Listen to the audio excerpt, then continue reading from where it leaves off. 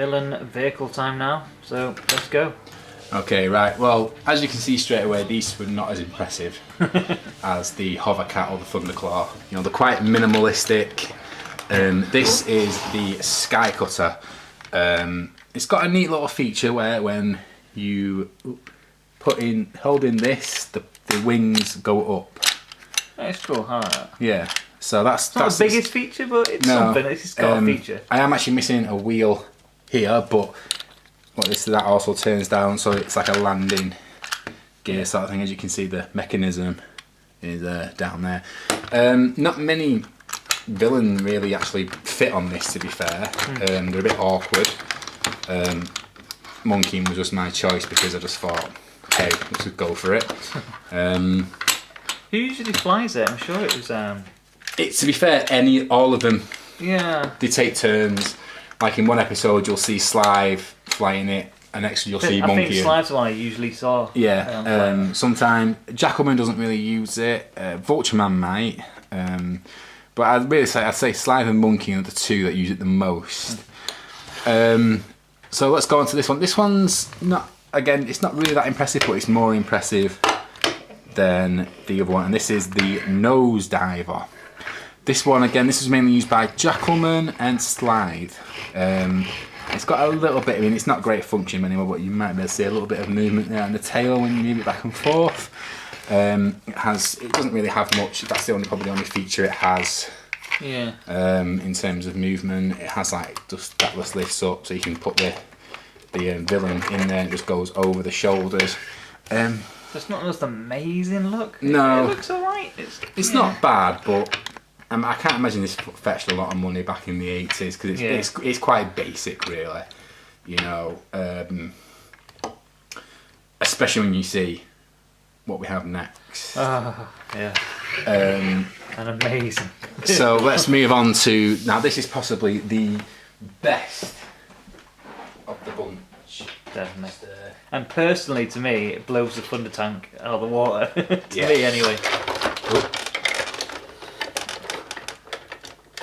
It's beautiful. It's a beast. It's a beast. So we can fit it in shot now. I introduced the Fistpounder. Oh, it's beautiful. It's got a funny name though, but it's beautiful. Yes. Yes. Get it in shot. There you go. This is the Fistpounder. It was first introduced in Thundercats Ho the movie. It wasn't really used a lot in the cartoons afterwards, but it's it's a beast. Yeah, it's huge. You need to look at it. It has everything. I am missing a computer console on there. You can fit 3 figures. I've got a Mumra up here with laser cannons, or maybe I need to switch them. They should have gone like that. There we go. He's not really secure in there, Mumra, but I've not really sat him in there properly.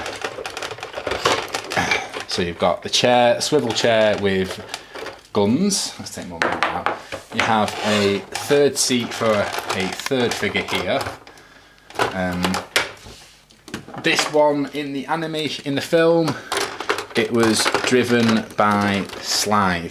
So let's just swap them around a bit. So you have Slithe here. No, sorry, actually not Slithe, Monkey. It was, for those of you who have or have not seen the movie, for those of you who have seen the movie, but need to remember, there's actually a battle between the Thundertank and the Fistpounder, and the Fistpounder does come on top, but only because the Ratstar, I think it's called, with Rataro's spaceship, that intervenes and helps the Fistpounder and blows up the Thundertank, sort of thing. Sorry. So its main feature, of course, is its pounding fists. It's just so cool. I love it so much. It's very menacing, isn't it? It looks brilliant. I didn't know its thingy went down like that. Yeah, it's... I didn't even notice that. So it chomps as well. So, as you can see, it is a very big machine. A loud one as well. Loud, very loud, yeah, very clicky. Let's compare it. It's just, yeah, let's compare it. It's the Thundertank. So as you can see, side by side, the Fistpounder has it beat. Yeah. The Thundertank kind of redeems itself a little bit. still, just look at the Fistpounder compared to it. Yeah. However, I think the thing is, the Thundertank is a lot faster. It's more sleek and faster. Yeah, so it's one of those where it's and the pure Fistpounder's brawn. made for just bashing and destroying. That's exactly correct. I mean, it's that loud and that bang that in the film, it caused an avalanche. Exactly, yeah. So that is how, you know, it's earth-shattering. Whereas the Thundertank, it is powerful, but it's fast. You know, so it's really sort of speed versus brawn. Yeah. You know, and it's all about manoeuvrability and stuff like that. So yeah, it's. But if I had to pick one as a kid, I still would have picked the Fistpounder. Yeah. It's just, I just love it. I do love it. However, I've still got. This is still my baby. Yeah. I don't know. I mean, like I said, again, if it had the treads, it completely beat it. However, it is impressive. I still love it. Yeah, I love the gun turret at the top Yeah. and just everything about it. It's so cool looking. I got this and the Hovercat and another Thundertank, which was awful. It was in really bad condition for 37 quid, 40 quid. That's alright. Yeah. And this is in beautiful condition. There's Yeah. not that much. I can't see anywhere really. No. You get the odd scratch, but that's just normal. And to can't be see fair, anywhere. like I said, I'm not putting this stuff away. I'm actually keeping this stuff for when my son's a little bit older, and I am going to let him play with that madness. I know what you're thinking, you toy collectors out there thinking you're letting a small child play with this. I mean, but there's no way you can choke in any of this, you know. But yeah, I have a new Thundercats collection. That's the 2011 Thundercats, and I have nearly the whole set. I think I'm only missing the Tower of Omens and a couple of other little things. And they're up in the loft. They're all brand new, not touched. They're in the loft, and that's going to be for him to sell when he's older. This is, I just can't not play with these when he's old, when he's old enough to play with me. You know, I'll be able to relive my youth. I used to have my granddad on his hands and knees playing this with me. There's a picture of me with this out and all me with Thundercats and my granddad kneeling down and playing with me. I want that for my son. I want him to remember me playing toys with him. Yeah. And you know, unless he just kicks you out of the way and just wants to play on the PS4, but we'll see what happens. No PS4 for him.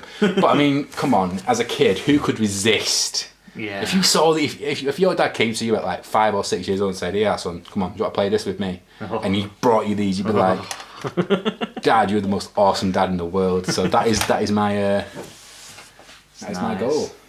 But I'm gonna zoom in on the face of the Fistpounder because it's so cool. And yeah, so I have to say personally, I prefer the main vehicle is definitely villains. Yeah. Fistpounder is my favourite, but they do lose with the side vehicles because. As an overall package, probably the Thundercat Thundercat vehicles do win because the Hovercat and the Thunderclaw are better than the Sky Cutter and the Nosediver. However, what makes it sort of hard to judge which is better is the Fistpounder because it's such a beast. You know? It's just brilliant. like, I mean, people watching. Daniel's breath literally went when he first saw this. You were gasped, weren't you? Gasped. I don't think I'd seen it as a kid. No. And I'm gutted that I didn't, because I would have mithered for this. I just can't believe I didn't see it. But it's just ace. It's brightly coloured as well. Yeah. You know, it's not a dull. A lot of enemy vehicles are dull and black, but this is quite the colourful reds and cool and nice and yellows and you know. Yeah. It's a beautiful vehicle. I love it. So yeah, personally to me, the villains win just for this alone. But I'm guessing for you, heroes win because it's the Thundertank. Thundertank. Yeah, it's Thundertank. It's Thundertank, yeah. And it's it's iconic kind of thing. To be fair, as much as this is close to my heart, again, it is hard. It is special. I mean, I was over the moon when I won this on eBay, because I put on like my maximum bid was £50, and I was just people were getting closer and closer to my to the bid, and thankfully it finished on like 37 or something daft like that. I know I didn't pay 50 quid for it anyway, and it came with 2 others, but I was just like, please don't go over 50, please don't go over 50. I was panicking because I wanted this so much. I mean, this was a buy it now, so I had no fear on that. But I was really glad that it came in the condition that it is. But again, it is a special piece. Yeah. I think anyone who's a Thundercat collector has to have this. You have to have at least these two. Yeah. Even if you didn't have the other 4, if you had these 2. You had the actual, because they're just side vehicles, they're things, you know, but these are the main ones, the main attractions. You'd imagine nowadays that would probably go for 40 quid.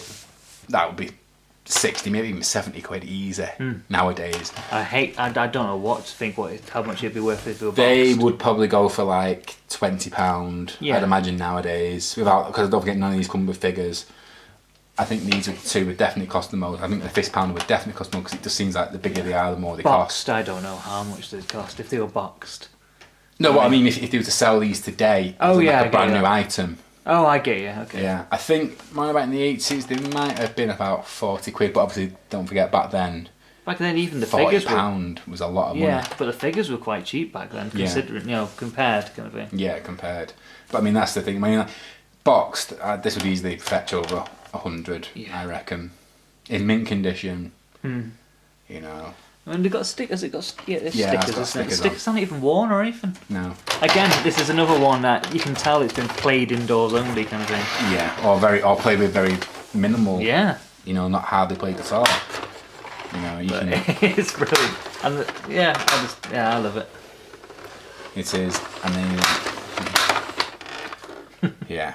So that is the Fistpounder versus the Thundertank. Beautiful. I think we should ask those who are watching which one would they. If they could only have one, if someone said you can only have one. Yeah. And you know you could only have one for free, and but you would never be able to get the other one. Which would it be? Yeah, what are you going to pick? Which one?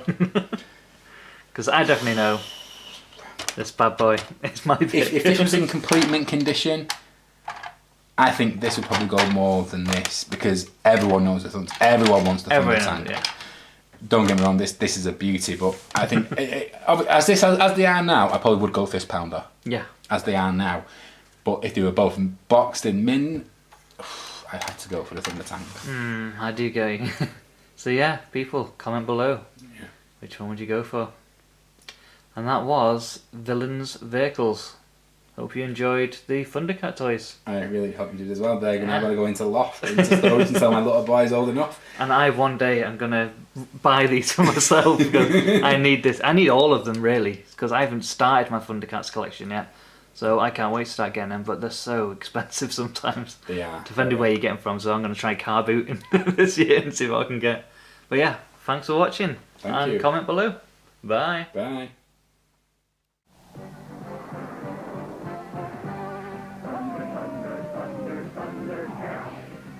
Introducing Mutant Fistpounder. Have Thundertank and Lion-O finally met their match? Fire! Crush them! You've met your match. Thundertank, Fistpounder. Who will survive? Mutant Fistpounder. Thundertank and figures sold separately from LJN.